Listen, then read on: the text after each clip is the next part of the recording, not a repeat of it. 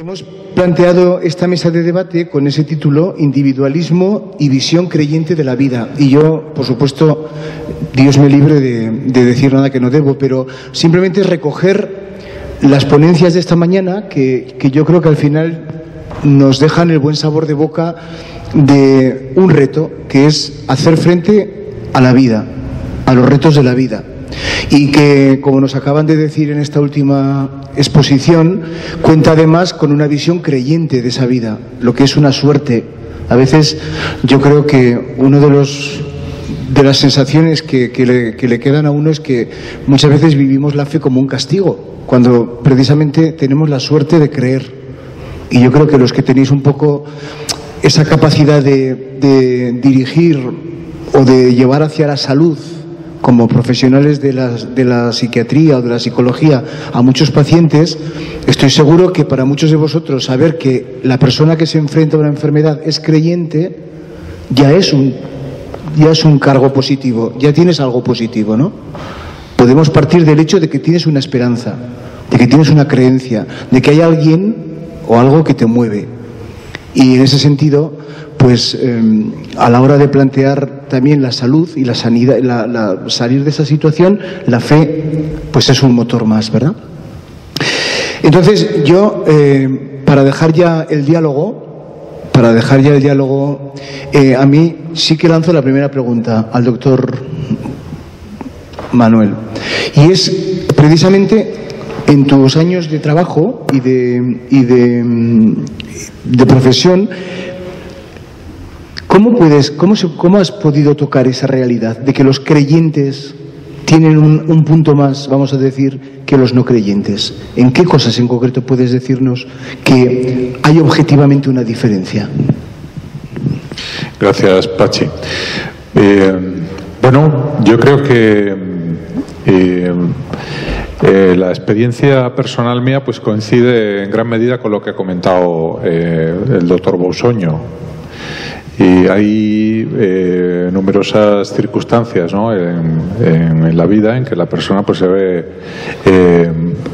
enfrentado, ¿no?, a sus límites.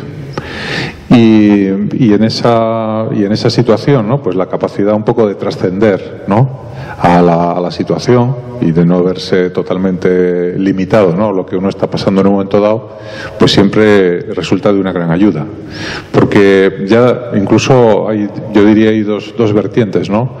Una vertiente un poco cognitiva, ¿no? Es decir, que cuando tú estás valorando una situación con esa sabiduría a la que comentaba Manolo, pues el darte cuenta de que eso no es toda la realidad, es un aspecto muy importante, ¿no? Hay muchas veces que nos sentimos un poco oprimidos, ¿no?, por la inmediatez de las cosas, ¿no?, y somos incapaces de trascender. Por lo tanto, ese ya es un primer punto. Y luego yo diría también que hay un segundo punto más de tipo emocional, que tiene que ver un poco con el sentirse confortado, Evidentemente, estamos hablando de una persona en la cual no solamente es creyente desde un punto de vista de fe o de costumbre, ¿no?, sino desde un punto de vista profundo, es decir, que realmente hay una comunicación, ¿no?, una relación con Dios, que es la que en este caso daría un soporte afectivo. Y en ese sentido yo lo he visto muchas veces, tanto con personas, por ejemplo, en el caso de la depresión es clarísimo, ¿no? Las personas con depresión realmente cuando tienen esa fe, pues la actitud frente al tema del suicidio, por ejemplo, es radicalmente distinta, ¿no? Es radicalmente distinta. Lo he visto también, por ejemplo, muchas veces en el caso de las demencias, ¿no? La enfermedad de Alzheimer o este tipo de problemas, ¿no? Yo creo que la persona, cuando tiene ese tipo de fe a la que me refiero, pues lo acepta con naturalidad. En mi experiencia, por ejemplo, en el caso concreto del Alzheimer, la gran mayoría de los problemas provienen un poco de la negación de la enfermedad. O sea, cuando la persona rechaza, ¿no?, lo que le está pasando, cuando no se deja ayudar, ¿no?, cuando cuando se aferra a cosas que ya se le van escapando de las manos, eso crea unas tensiones en la persona y en la familia que acaban siendo mucho más lesivas, ¿no?, que la propia enfermedad. Por ejemplo, al tratar personas mayores, otro hecho fundamental es la actitud ante la muerte, ¿no? Ahora ya hay muchas personas que llegan a edades muy avanzadas con un nivel de capacidad, ¿no? Y dicen, bueno, ¿y aquí qué pasa, no? Después, ¿qué hay? Y ese cuestionamiento, ¿no?, esa revisión un poco de la vida, pues también se aborda naturalmente de formas, de puntos de vista muy distintos, ¿no? O sea que yo, y luego, como comentaba también Manolo, creo que ahora hay un gran acúmulo de evidencia, ¿no?, científica, ¿no?, que realmente no es solamente mi experiencia, ¿no?, sino que realmente hay muchos datos, ¿no?, que avalan que esto realmente es así.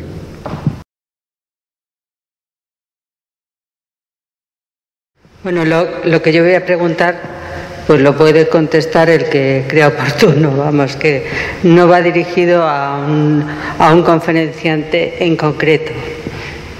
Aquí nos han hablado de la familia, de la sociedad líquida, de la resiliencia, de lo necesario que es crear una personalidad fuerte para afrontar las dificultades de la vida, ¿no?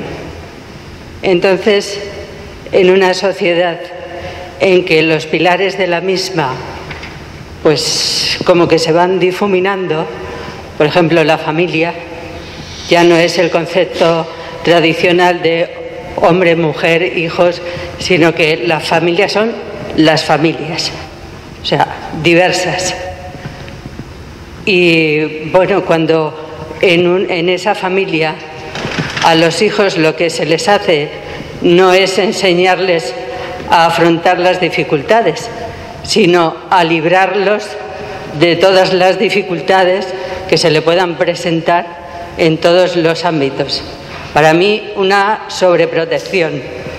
Yo creo que eso es un fraude a los hijos.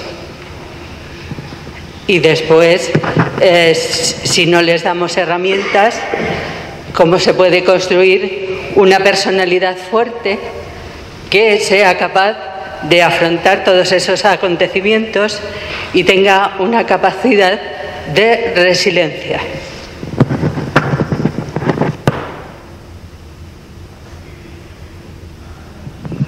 Una cosa así muy rápido. Ambientalmente está la identificación entre sufrimiento, conflicto o cruz y maldición.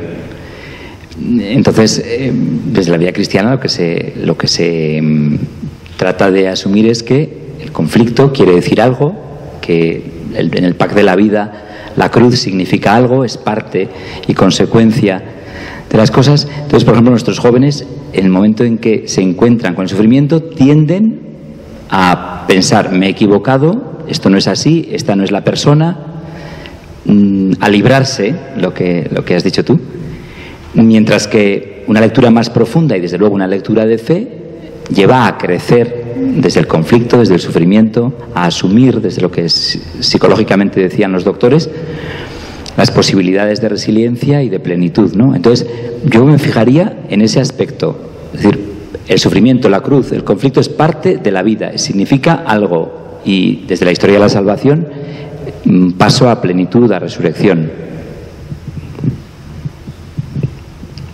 Sí, yo creo que está totalmente en posesión de la verdad cuando dice que estamos criando, estamos educando en este momento niños blandos. Es evidente que la vida conlleva sufrimiento, conlleva frustración y por lo tanto, de alguna manera tenemos no que protegerles del mal que tarde o temprano les va a alcanzar, sino enseñarles a superarlo. Es decir, cuando un niño se cae y se hace una herida, se hace una pupa en la rodilla, en la mano, etcétera, pues sí que le ayudamos, le recogemos, le achuchamos, le damos un abrazo, le consolamos, pero no podemos impedir que se caiga. Es decir, que tarde o temprano los niños se caen, y cuando digo se caen, significa que sufren traumas, sufren problemas, les riñen en la escuela, suspenden una asignatura, en fin, tienen una noche mala y se emborrachan, cosas de estas. Lo que tenemos que hacer es ayudarles a levantarse. Es decir, que No podemos crear niños blandos intentando evitar que sufran males, porque el mal tarde o temprano les alcanza. La cruz tarde o temprano les llega.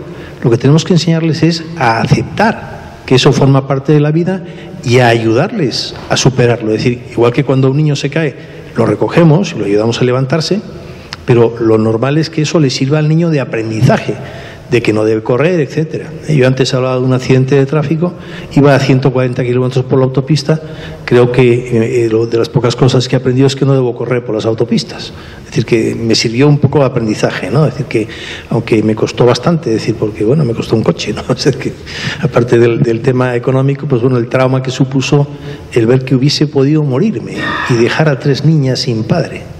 Y en el momento que yo me di cuenta de eso, levanto un poco más el pie del acelerador. Es decir, tenemos que aprender de nuestros errores. Y forma parte del aprendizaje el permitir que los padres, permitir que los niños de vez en cuando pues sufran, se atengan a las consecuencias de sus actos, pues si suspenden tendrán que estudiar, etcétera, ¿no? Es decir, forma parte de la vida.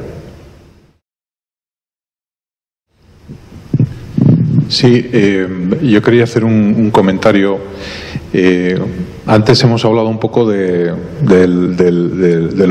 ritmo de los cambios, ¿no? De que estamos instalados en el cambio, ¿no?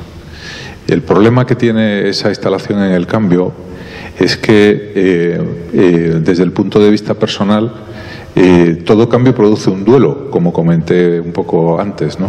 Y para mitigar ese duelo la única alternativa es desvalorizar las cosas. O sea, yo no puedo estar cambiando constantemente si aquello que cambia es valioso. Por lo tanto, la consecuencia es la desvalorización. Y ese fenómeno es lo que lleva, por ejemplo, pues al cambio de pareja, al cambio porque realmente se le da muy poco valor. Es un valor también de consumo, ¿no? El hecho es que algo que antes se aplicaba solo a los objetos, ¿no? A poseer objetos, el consumismo, ahora es también un consumismo emocional. Entonces desvalorizamos las relaciones para poder cambiarlas fácilmente. Y efectivamente cuando hay una adversidad, pues la solución es pues déjalo, ¿no? Y estamos instalados en eso, haciendo un poco lo mismo que hacemos cuando no funciona el móvil, cuando no funciona el ordenador, pues otro, ¿no? Es una introyección del consumismo también a la vida emocional. Y yo creo que ¿qué se hace frente a esto? Bueno, yo creo que el primer mensaje muy claro es que tenemos que ser conscientes de que no estamos ya en una sociedad en la que las cosas nos vengan dadas, ¿no? En que la familia, el valor familiar nos viene dado, en que la religión nos viene dado, en que el valor del trabajo nos viene dado, etcétera, etcétera. O sea, ahora es mucho más una construcción de cada uno. Y por lo tanto hay que asumirlo también como uno de los retos de nuestro tiempo, ¿no? Yo creo que es fundamental. Y otro mensaje es que esto, como ya se ha visto también en todas las intervenciones, no podemos hacerlo solos. O sea, hay que crear grupo. Tenemos que crear grupo de personas que vemos las cosas de la misma manera. A los jóvenes que se han salido varias veces, no se les pueden dejar solos con todo esto. Es que les desborda totalmente. Y fijaos lo que hablamos de cómo la identidad se construye con referencia al grupo. Entonces él se va a construir con lo que tiene. Si no tiene una alternativa que tenga también este carácter grupal, está totalmente abandonado a su suerte. Con lo cual yo creo que ser conscientes de esta realidad evidentemente me parece el primer paso para darle una salida, pero que yo creo, insisto, ¿no? que tiene que ser de tipo grupal, de tipo colectivo o comunitario, ¿no? Podríamos decir de otra forma.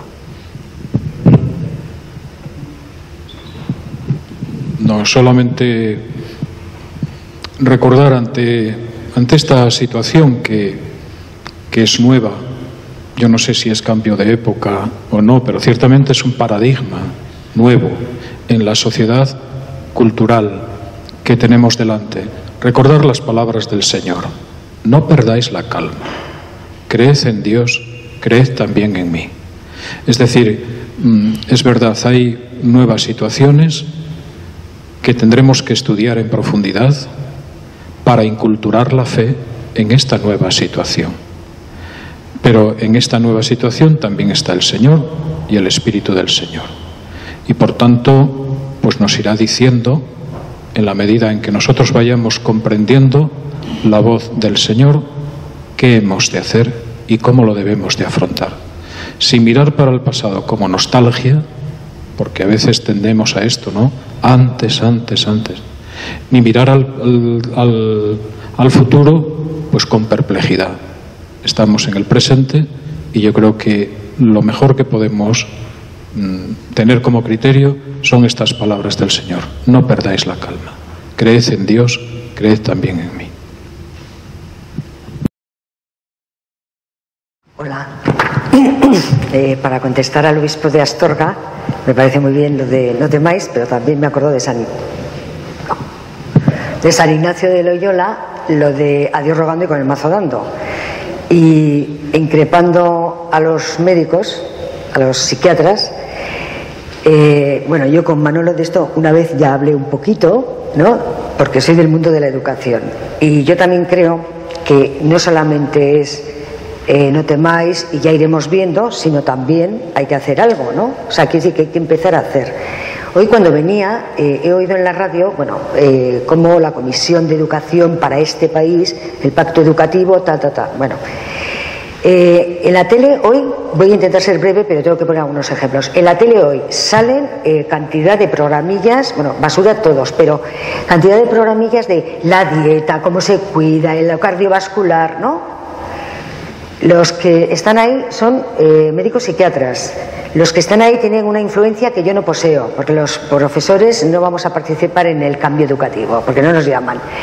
Pero los que han estado de presidente de no sé cuántos, de no sé qué, no sé cuántos, igual son ustedes los que pueden hacer algo. Y no lo estoy diciendo en broma. Quiero decir que es inaudito como se habla en cantidad de programas de televisión, los que no son basuras, pero de verdad, de la dieta, el problema cardiovascular, usted no puede comer esto, usted no puede comer otro.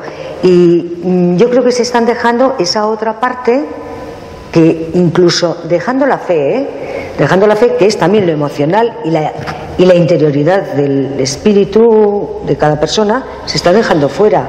Entonces yo creo que, como ha dicho Manolo lo de los grupos, yo me acuerdo de lo de la educación, yo creo que tendría la gente que tiene una cierta influencia empezar a meter como una caña o en debates televisivos, no sé cómo se ofrecerán los dietistas, pero en fin, o incluso haciendo, por ejemplo, igual que se hace aquí lo de espiritualidad y psiquiatría, tú, Manolo, el señor Manuel, podríais empezar, por ejemplo, simposio de educación y psiquiatría. No sé si, sí, quiero decir que, claro, hay que ir preparando ese camino. No sé si, ¿vale? Sí, muchas gracias. Yo creo que tienes mucha razón. Y yo, dos cosas te digo. Una, que cada vez estoy más convencido de que las personas que tenemos un punto de vista, sobre todo un punto de vista que no es el más común en este momento, tenemos una obligación muy importante de decirlo. Y creo, yo ahora te hablo personalmente, que una de las cosas que yo he ganado al irme haciendo mayor es la capacidad de poder hablar, ¿no? De decir lo que pienso y de librarme un poco de la tiranía de lo políticamente correcto, que es una tiranía espantosa que tenemos en este momento. Con lo cual te doy toda la razón.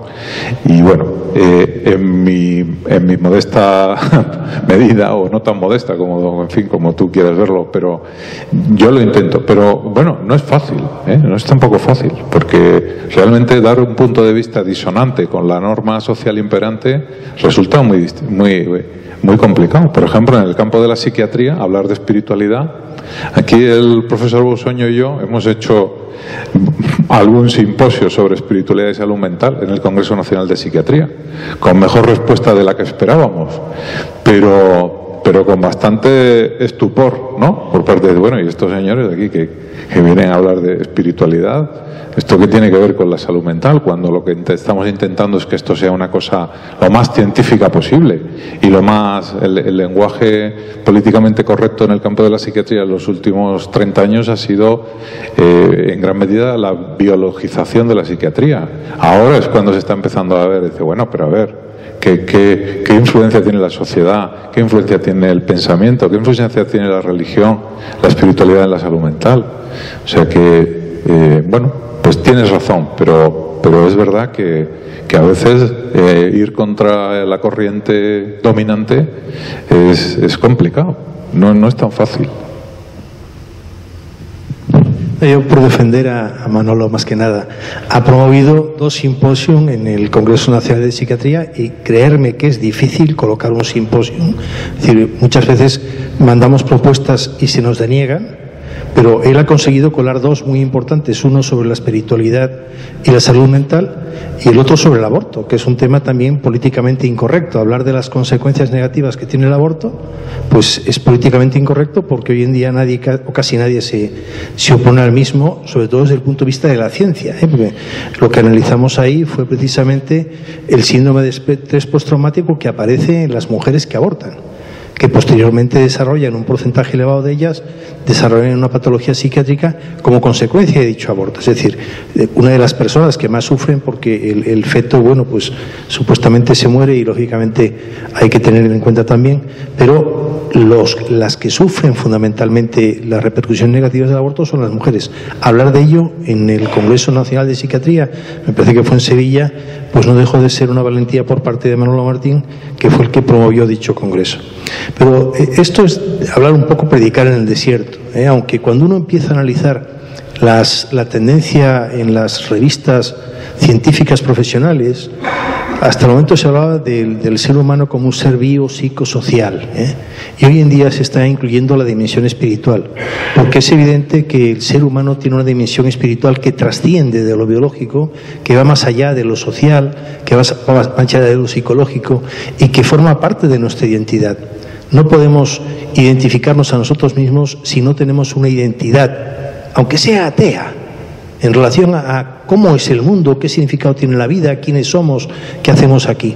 Por tanto, cuando miramos el mundo desde un punto de vista global, el 90 y pico % de la población universal, de la población humana, tiene creencias espirituales de uno u otro tipo, animistas en África, budistas en la India, etcétera, pero tiene creencias de carácter espiritual. Somos seres biopsicosocio-espirituales o llámenlo ustedes como quieran, y eso cada vez tiene una repercusión mayor, y sobre todo tiene una repercusión importante en la educación, porque yo pienso que la educación es la base de cómo van a ser nuestros futuros hijos y nietos. Es decir, que si no tenemos una educación adecuada, y hemos pasado por modas, hemos pasado la moda del autoritarismo y estamos ahora en la moda del laissez-faire, laissez-passer, es decir, de dejar pasar, de que los niños se críen a su demanda, ¿no?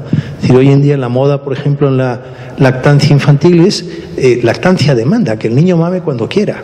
Bueno, yo no sé si esto es bueno o es malo. Hombre, los niños sobreviven evidentemente a estas modas y los seres humanos nos seguimos desarrollando, pero el dejar que los niños hagan todo lo que quieran y que no haya castigos también es un error.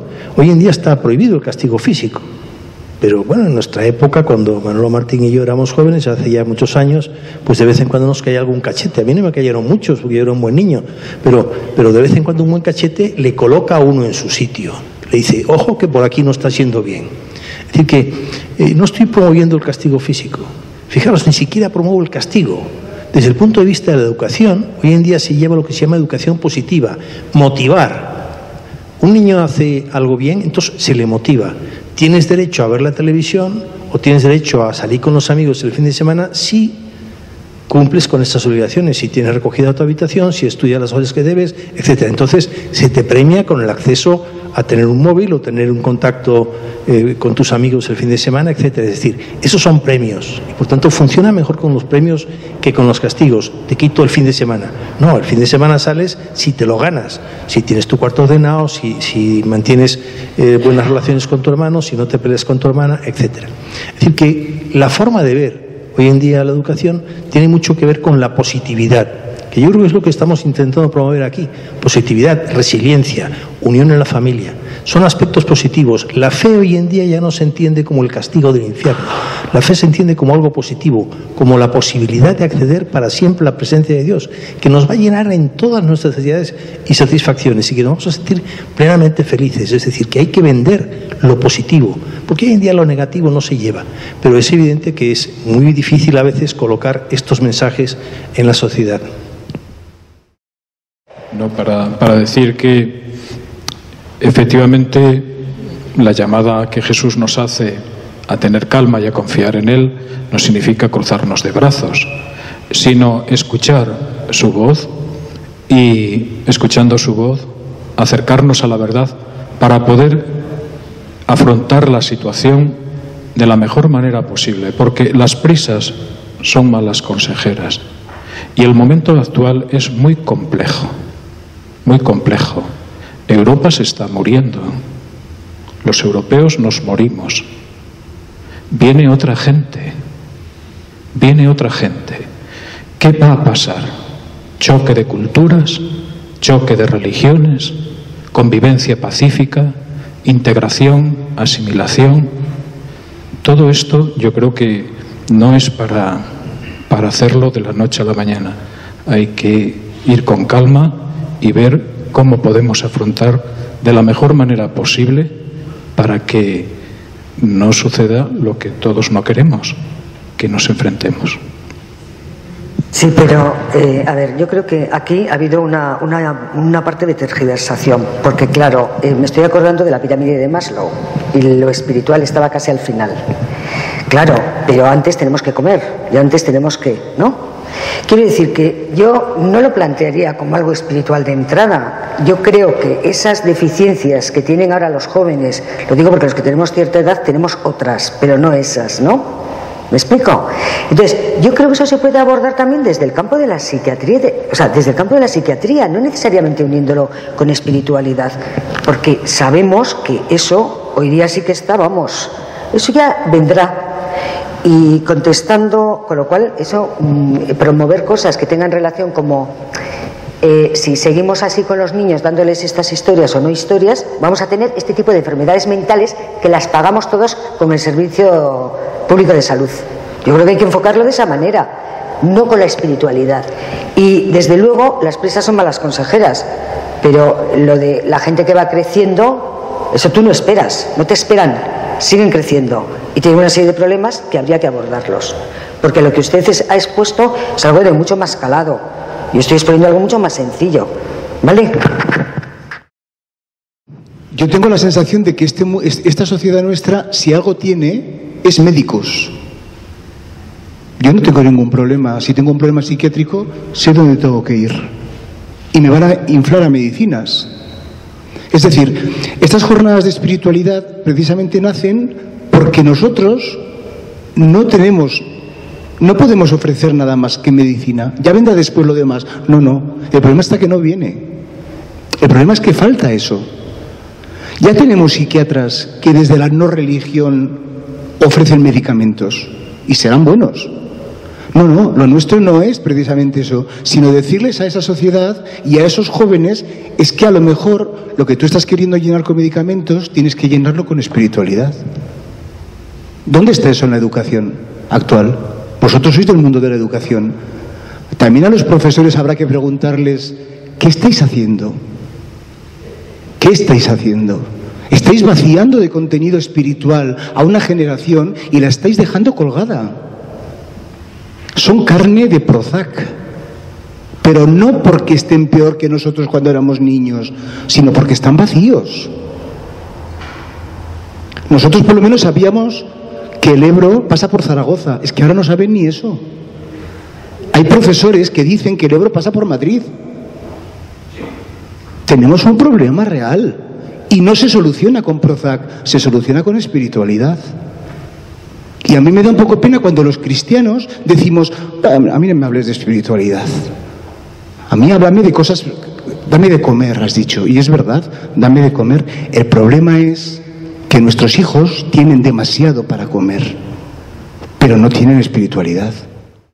Al hilo de la intervención del doctor Martín Carrasco, cuando ha hablado del paso que en Europa se dio hacia la modernidad y es el paso hacia la posmodernidad, he recordado un factor fundamental para mí en ese paso de época, que fue la peste negra en Europa, con una reducción importantísima de la población, que dio lugar a unas estructuras económicas y sociales muy y políticas muy diferentes, y religiosas también, porque estuvieron detrás de la Reforma Protestante esas circunstancias, Y ahora la circunstancia que desde 1900 el crecimiento tan importante de la población, no solo mundial y también, sino europea. El hombre vive hoy en unas magnitudes nunca vistas en la historia. En Europa el hombre ha pasado de ser un sujeto reconocible con nombre y 8 apellidos. Pensemos en el ámbito rural. Hace bien poco una persona era reconocible con su nombre y 8 apellidos, y la casa y el lugar, a ser un individuo anónimo, identificado por su DNI o por su número de móvil, que es lo que se facilita ahora a todas las instancias. No sé en qué proporción ha crecido el número de personas que nos conoce con nombre y 1 o 2 apellidos. Y eso es un factor fundamental para la identidad de una persona, cómo es reconocido por el otro. El mundo rural ya sabemos cómo está en toda Europa. Quizás en España esté más reducido, más despoblado que, por ejemplo, en Francia.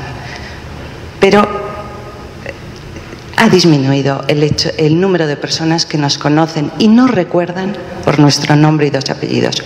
Sí es verdad que tenemos a nuestra disposición servicios de salud mental más que antes.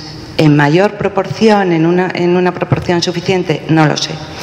El acceso a esos servicios, bueno, pues tampoco sé si es el deseable. Nos hemos convertido en muy exigentes. Esto es un inciso. Siempre recuerdo cómo Benedicto XVI ya decía que en Europa había que volver a la parroquia, a la centralidad de la parroquia, sin perjuicio de otro tipo de grupos. Otro tipo de grupos pueden ser de más difícil acceso, pero la parroquia, como lo que está cerca de tu casa y como las personas que te pueden conocer por nombre y 2 apellidos, y no la centralidad de ese grupo, porque si no lo que hay son grupos de Facebook, grupos de Instagram, grupos de Twitter, donde lo que se ofrece es muy diverso. No voy a juzgarlo. Muchas gracias. Bueno, pues voy a contestar, ¿no?, por alusiones. Sí, efectivamente, ¿no?, estos momentos, ¿no?, de cambios de época, y como dije, todavía es difícil saber si estamos en uno de ellos o no, pero la constatación es que las cosas cambian y cambian muy rápido, pues son complejos, ¿no?, y hay un montón de factores, ¿no?, que habría que analizar, ¿no? Y, por supuesto no los hemos hecho, ¿no?, pues desde la producción en masa, ¿no?, desde el fenómeno, ¿no?, desde cuando se adquiere la capacidad de producir muchísimo más y cómo eso influye en las personas, y así podríamos hablar de muchos, ¿no? O también, por ejemplo, de dónde surge, ¿no?, esta dinámica del cambio por el cambio, ¿no? Por ejemplo, Bauman la pone en el nacimiento del marxismo, ¿no? Él dice que la lucha de clases pues instaura un estilo de la sociedad de cambio, ¿no?, suponiéndose que se iba a sustituir por un orden absoluto y estable, pero lo que de hecho ha ocurrido es que se instala la dinámica del cambio, ¿no?, en vez de la dinámica de un orden alternativo. Y en cualquier caso, aparte ya de ideas, ¿no?, que son muy ricas y muy esclarecedoras, está el hecho un poco de la realidad a la que los tenemos que enfrentar, ¿no? Y yo creo que es también lo que nos toca a nosotros, ¿no?, cada uno en su campo, ¿no? Y ahí, bueno, pues se ha hablado desde la educación, nosotros desde la salud mental, y al final yo creo que unas jornadas como estas, ¿no?, sirven para hacer ver, ¿no?, cómo hay elementos comunes, ¿no?, elementos, en este caso hablamos de espiritualidad, ¿no?, pero cómo son aspectos que me producen una unificación, ¿no?, una visión unificada de la persona, que a fin de cuentas es lo que sirve para construir identidad, ¿no?, en una realidad tan cambiante. Y yo creo que el valor es dárselo a estas dimensiones integradoras, ¿no? Quizás lo más importante sea la espiritualidad. Otras personas podrían confiar en otras, pero a fin de cuentas, para vencer esa fragmentación, ¿no?, que al final es lo que vemos, ¿no?, cómo recuperar, ¿no?, un sentido más global, más integrado de la persona. Yo creo que ese sería un poco el mensaje más importante, ¿no?, me parece a mí. Y luego ya los grupos de WhatsApp y todo esto, bueno, pues eso depende de para qué sirvan, ¿no? Al final la tecnología te da unos medios que se pueden utilizar de una forma o de otra, ¿no? El problema es creer que eso es todo, ¿no? Sí, y la solución es ver que siempre hay algo, o que debe haber algo más allá, ¿no?, de esa inmediatez. Buenos días. Vaya por delante, las jornadas me están pareciendo maravillosas, pero tenía una reflexión y al hilo de la última respuesta del moderador, al hilo de la respuesta con la que estoy totalmente de acuerdo en lo que dice, la educación, estoy totalmente de acuerdo, no obstante, mi reflexión va encaminada, yo entiendo, hasta donde yo entiendo que la Iglesia tiene un poder terrible, terrible. Ahí hay unos poderes fácticos, hay un poder económico, el poder de la Iglesia, yo entiendo que a nadie se nos escapa, y yo echo en falta el mandar un discurso más contundente a esta sociedad materialista que se ha creado debido a estos poderes que existen. Yo desde la Iglesia me gustaría ver un discurso más contundente en el sentido un poco que es en lo que estamos hablando al final no todo es el bill metal, el enriquecimiento personal, el enriquecimiento interior, y yo a la Iglesia entiendo que tiene mucha fuerza en ese sentido para ir, porque a los niños los educan unos padres, los abuelos, básicamente los abuelos son de una generación que han conocido unos valores, y yo personalmente estoy hipersatisfecho de los valores que he recibido, valores cristianos. Hoy no soy un practicante allá va, pero he tenido una infancia terriblemente feliz, con unos valores cristianos, que es lo que creo que más o menos las opiniones que he oído es que no se ven, es eso, es dar todo al niño, que no le falte de nada, a la venga, pero allí yo, pues eso, por hacer un poquito de la Iglesia, entiendo que sí, que vale, que no tenemos que querer hacer todo en un día, pero la Iglesia tiene una fuerza tremendísima en unos poderes que hay ahí por ahí establecidos de mandar el mensaje. Bueno, yo creo que no sé dónde están esos poderes. Quiero decir, mucho patrimonio, muchas deudas, muchas carencias. Yo soy menos optimista desde el interior de la Iglesia.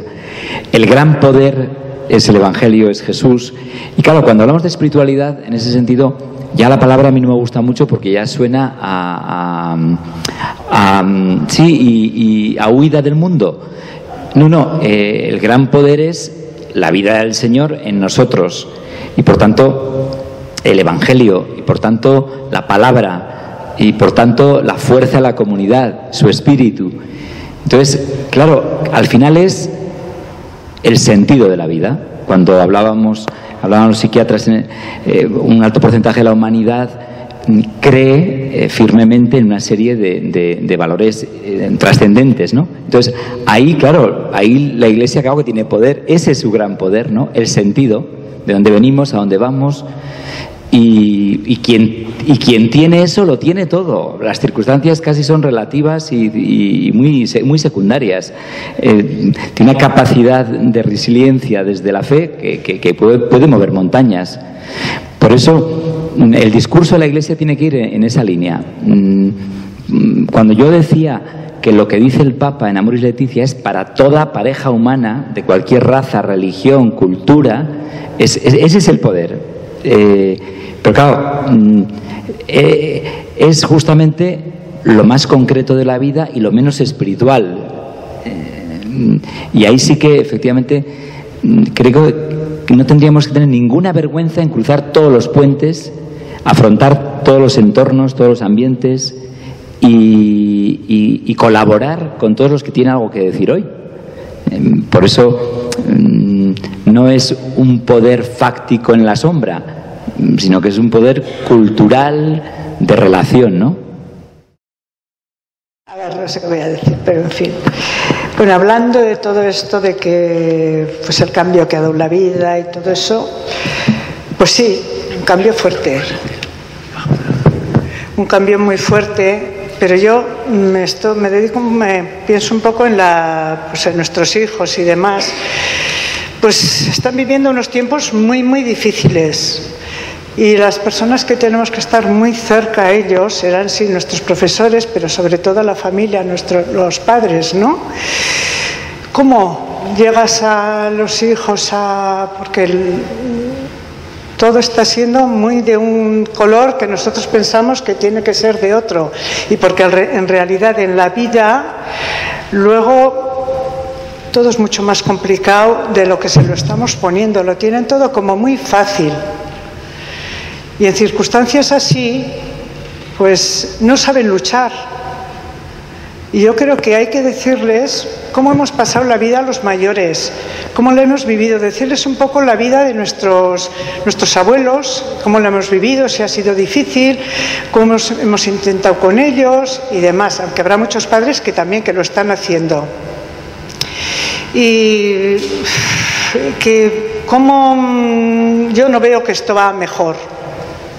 Lo veo muy difícil y por eso nosotros somos unidos con la Iglesia, con lo que sea, sí, porque vamos buscando algo. Si hemos venido aquí,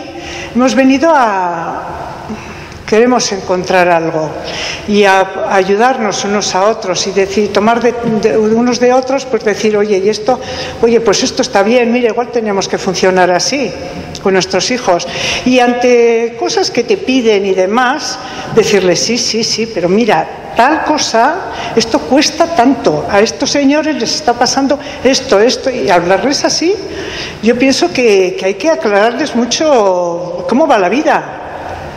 Porque lo que ves en televisiones y demás, pues sí, ha habido pues mira, ha pasado esto y demás, pero la realidad y luego cómo se tienen que enfrentar a las cosas, pienso yo. Porque yo veo a los chavales como mucho balón, mucho fútbol, mucha cosa, pero la realidad es otra, la que vamos hacia adelante, pienso, Yo ya tengo mis hijas ya mayores y bueno, pero me da pena ver a muchos chavales con unas edades difíciles y que los padres casi no pueden con ellos. Y quizás hasta en los colegios, porque se enfrentan a los profesores, una serie de cosas que eso yo creo que nos lo teníamos que pensar bastante. Y ya luego enfocarlos en temas más. Pienso yo, no lo sé. A ver. Sí, no, totalmente de acuerdo. Nosotros también darles ejemplo, darles ejemplo. Y si nosotros les vamos dando ejemplo, todo no se coge, pero bastante sí. Yo creo que sí, porque los recuerdos que tenemos casi todos son los ejemplos que nos dieron nuestros padres, nuestra vida. Nos ha servido. Diremos, en estos tiempos no, muchas de las cosas sí.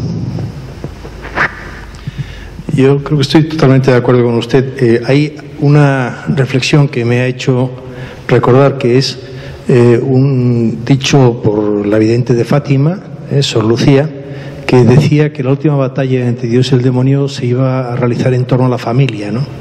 Y que precisamente es este ataque actual que vemos en la familia como institución. Y lo recordaba a propósito de la recriminación que se le hace a la Iglesia por no utilizar su poder, ¿no? Es decir, yo creo que la Iglesia tiene su función, que es la de acercarnos, enseñarnos a Jesús, que ese contacto personal con Jesús nos hará crecer espiritualmente. Pero el núcleo donde se adquiere la fe es precisamente en la familia. Antes se mencionaba el caso de Santa Teresita de Lisieux, es el amor de su familia el que le enseña el amor de Dios. Es decir, que el núcleo fundamental de donde sale realmente la educación de los hijos, es en la familia. Y si no tenemos claro eso en la familia, pues es cuando se resquebraja todo. Y sí que es cierto que la sociedad actual nos está proponiendo diversos cambios de forma que la familia se disuelve. Ya no sabemos lo que es un matrimonio, porque el matrimonio puede ser casi hoy cualquier cosa así. Perdón, les quería decir, el matrimonio yo lo veo, soy una mujer separada, Sí, sí. Soy mujer separada desde que mis hijas tenían 4 y 5 años. La cosa ha ido fenomenal, porque en todo tienes que equilibrar, claro. Pero equilibrar gracias a usted. Es decir, gracias a que usted ha ejercido de madre y ha ejercido también de padre, porque, en fin, evidentemente. Es decir, que los niños necesitan una estructura a la cual sujetarse y una estructura en la cual consultar sus dudas, sus problemas. ha habido mucha sinceridad. Y entonces, y si hablas mucho con tus hijos y demás, las cosas... A eso me refiero, a la importancia que hay en un ambiente donde no hay crítica, donde se le va a ayudar, donde se le va a apoyar, donde aunque el niño se equivoque, va a poder salir adelante y se le va a tener una mano que le apoye. Es decir, eso es la familia. Es el núcleo de donde puede salir realmente una fortaleza de la personalidad, donde adquieren su propia identidad. Si no, los dejamos inermes, y entonces la única identidad que tienen pues será el tatuaje que se ponen en el brazo, porque tienen que buscar algo que les identifique en un mundo anómico como el que vivimos, en esta sociedad líquida donde ya no sabemos ni lo que somos. Piensen ustedes en el difícil equilibrio que tienen hoy en día, por ejemplo, los Mossos. Los Mossos de Escuadra en Cataluña se ven forzados a definirse. ¿Qué van a hacer el 1 de octubre? ¿Seguir las opiniones del gobierno central o seguir las opiniones del gobierno catalán? Porque si se la están jugando, se están jugando su trabajo. Si apoyan a uno y ganan los otros, pues mal asunto. Y si apoyan a los otros y ganan los unos, pues medianamente. Es decir, la vida les pone a prueba. ¿Qué es lo que va a acabar definiendo los conflictos? El diálogo. Es decir, lo que va a pasar el 2 de octubre. ¿Qué va a pasar el 2 de octubre? Ojalá nuestros políticos tengan la generosidad suficiente para saber resolver los problemas que se han generado. Y fíjense ustedes que es un problema elegido por los propios seres humanos. Es decir, han sido los gobernantes los que nos han metido en este jaleo. Y resulta que el pobre mozo de escuadra, que ha recibido una formación media, que tiene una mediana inteligencia, se ve forzado en este momento a elegir, y quien dice el mozo de escuadra puede ser el director del colegio o la vecina del quinto que está peleada con la del tercero por ese tema. Es decir, la vida nos pone a prueba, y lo que nos hace salir de esos conflictos es precisamente el tener unas raíces, el tener una familia que nos estructura. Si desestructuramos la familia, de ahí la importancia de luchar porque la familia siga siendo la familia cristiana tradicional.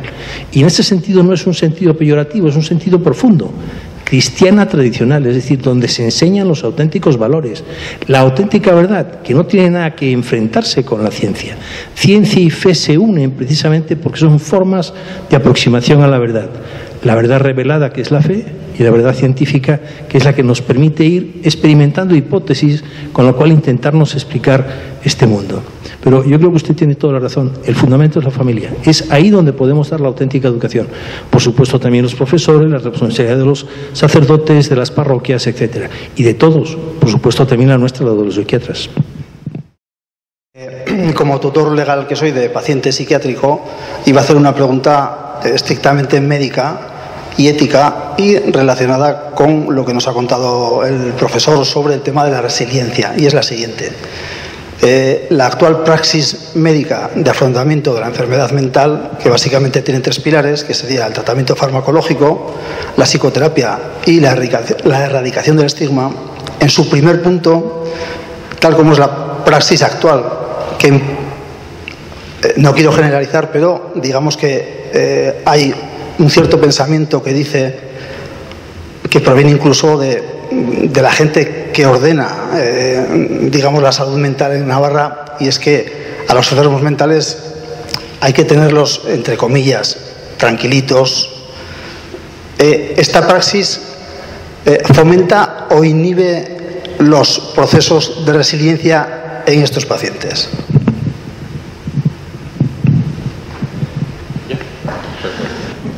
Da igual, porque creo que vamos a decir lo mismo. Vamos a ver. Yo creo que el tema del uso de la psicofarmacología es un tema que está actualmente es un tema de debate. Es decir, dentro de la propia psiquiatría es un tema de debate. Evidentemente, la medicación está al servicio de la persona y no al revés, y yo creo que hay que enfocarlo todo desde ese punto de vista. Y ahí, bueno, efectivamente hay un tema de equilibrio, ¿no? Una medicación excesiva, ¿no? O que tiene efectos secundarios intolerables y que deja a la persona, pues, vamos a decir, pues en una situación de indiferencia, ¿no? De falta de voluntad, y aunque está tranquilo, pues evidentemente yo creo que no es el objetivo razonable, ni mucho menos, ¿no? Hay que buscar, por el contrario, siguiendo precisamente el principio de la medicación posible, ¿no? Pues una situación que permita que la persona se mueva, ¿no? en sus relaciones, etcétera, ¿no? Y que haga, bueno, pues una vida lo más integrada y lo más normal posible. Y por lo tanto, bueno, los tratamientos yo creo que ahora se enfocan desde ese punto de vista, ¿no? No creo que nadie no defienda. Otro asunto distinto es lo que pasa en la práctica asistencial directa, y ahí ya habría que analizar muchas cosas, ¿no? Si una persona tiene una sobrecarga asistencial, si una persona y se limita demasiado, ¿no? a administrar medicación, bueno, pero eso es una realidad también a analizar, pero no es lo que se quiere, o por lo menos lo que se dice que tiene que ser. No, sí, evidentemente hay una sobremedicación a veces, en algunas ocasiones.